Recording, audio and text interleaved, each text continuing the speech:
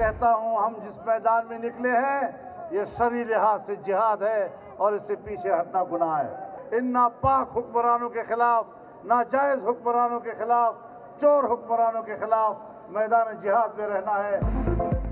Foreign funding case का फैसला दो, पीडीएम का इलेक्शन कमीशन के बाहर एहतजाज। मौलाना ने हुकूमत से लड़ाई को जिहाद करार दे दिया, बोले मैदान में निकल आए हैं, अब पीछे हटना गुनाह है।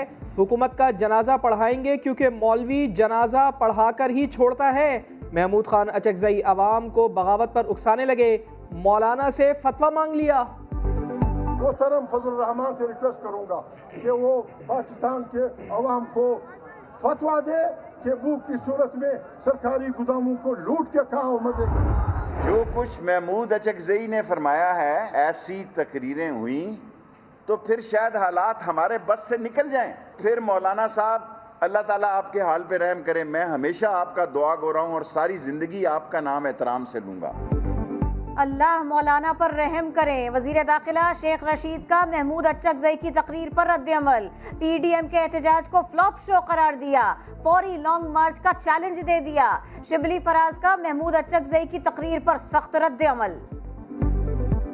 मेरा ख्याल है कि तकरीबन ज़हनी तवाज़ुन खो बैठे हैं। जिस तरह से कि उनको मायूसी दर मायूसी हो रही है, तो ज़ाहिर है कि वो इस किस्म की बातें करेंगे। इसराइल और हिंदुस्तान के फंड से उसने इलेक्शन लड़े हैं। ये कौन इसराइल और भारत का शहरी है जो इमरान खान को पैसा देते रहे? दो मुल्कों से इसको बहुत बड़े बड़े फंड आए, एक है इंडिया भारत और दूसरा है इसराइल। 3 लीडरान, एक जबान, इसराइल और भारत से फंडिंग की गर्दान। पीडीएम का नया कार्ड, तहरीक इंसाफ पर संगीन इल्जामात। पीटीआई को भारत से बीजेपी ने फंडिंग की, इसराइल से भी पैसा आया। फजलुर रहमान, बिलावल भुट्टो और मरियम नवाज का कहना है दूसरों पर इल्जामात लगाने वाले खुद करप्ट निकले मगर कोई उनसे हिसाब नहीं मांगता।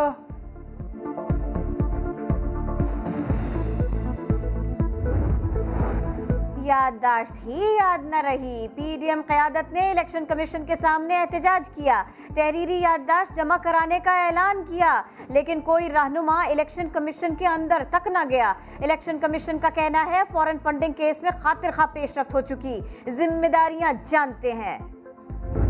इसमें इस 20 साल की करप्शन शामिल नहीं है। ये सिर्फ उन 2 अदवार की जिसमें कि इन्होंने हुकूमत की, उसका ये सबूतों के साथ फैसला है। ब्रॉडशीट का फैसला हक़ाइक़ और सबूतों पर मबनी है। 20 साल की करप्शन के सबूत हैं। वफाकी वजीर इत्तला शिबली फराज की प्रेस कॉन्फ्रेंस, बोले पीडीएम एनआरओ की तलाश में मारी मारी फिर रही है। शीरी मजारी ने कहा शरीफ खानदान चौथा एनआरओ चाहता है। फवाद चौधरी ने भी नून लीग को निशाने पर रख लिया। साबित यही हुआ कि ये वाकई आर्टिस्ट है। इतना पैसा पाकिस्तान से बाहर लेके गए, वो पैसा वहाँ पे स्टैश किया गया, लेकिन उसके ऊपर जो सारी कार्रवाई है या जो सारे मामलात हैं वो अब तक होल्ड हुए हैं। ब्रॉडशीट स्कैंडल की वफाकी काबीना में गूंज, वजीर आजम को ब्रीफिंग। कमेटी ने इब्तिदाई सिफारिशात पेश की। काबीना बैठक के एलामिये के मुताबिक ब्रॉडशीट मामले की तहकीकात के लिए कमेटी बनाने का फैसला किया गया। सरबराही सुप्रीम कोर्ट या हाई कोर्ट के रिटायर्ड जज करेंगे। फंडिंग हुई उसामा बिन लादेन की तरफ से। मरियम बीबी आज वहाँ खड़े होके तो मीडिया को ये भी ज़रूर बताती जाए कि वो फॉरेन फंडिंग थी या लोकल फंडिंग थी। मरियम पहले उसामा की फंडिंग का हिसाब दें। फिरदौस आशिक अवान ने सख्त सवाल पूछ लिया, पूरी ऑपोजिशन को निशाने पर रख लिया। कहा चंद दर्जन अफराद इस्लामाबाद में फोटोशूट के लिए इकट्ठे हुए। बिलावल पीडीएम के साथ डबल नहीं ट्रिपल गेम खेल रहे हैं। मौलाना के पेट में इख्तिदार का दर्द उठ रहा है। फॉरेन फंडिंग क्या है? कारकुनान एहतजाज करने तो पहुंचे लेकिन जानते कुछ न थे। कोई ओहदा मिलने की लालच में आया तो किसी ने बढ़ती महंगाई को मैदान में आने की वजह बताया।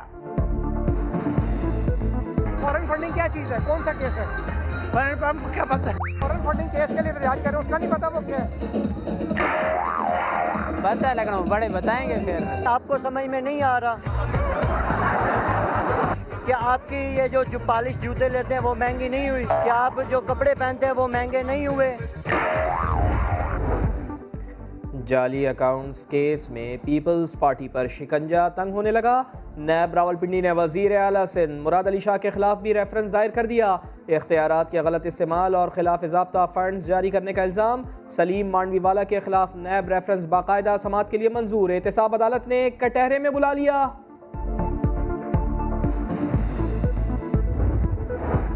नवाज शरीफ की पाकिस्तान में तमाम जायदादें क़र्क कर ली गई।